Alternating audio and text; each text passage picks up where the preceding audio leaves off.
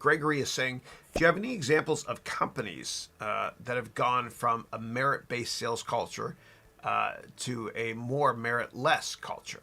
Yeah. I really believe in a culture where you eat what you kill. I know it sounded harsh. Meaning if you perform really well and you make a lot of money for the firm, you get paid well. And I like that because it gets rid of politics. Right? There's nothing worse than working for people that try to expand their empire. It drives you crazy. Bureaucracy is, there's no room for bureaucracy in any of my companies.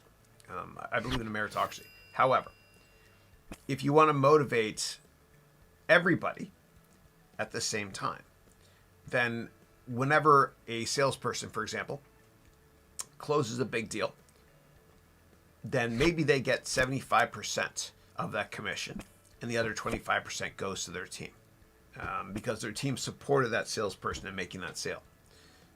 And I remember when I worked at Goldman Sachs, every bonus season, we had no idea how we were going to get paid.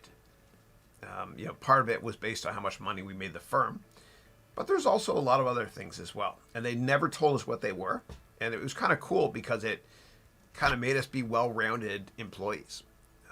We all made sure that we participated in Community Teamworks, CTW, which is Goldman Sachs employees. For a couple of days every year, they go and volunteer for stuff, which is awesome. We also made sure that, or at least I did, mentor other people. And there's 360-degree reviews as well. So your assistant reviews you, and vice versa as well. So the jerk factor gets quite low. And your bonus is kind of loosely based on all those things I just mentioned, but a little bit more so how much money you made the firm, right? And it creates a culture of success.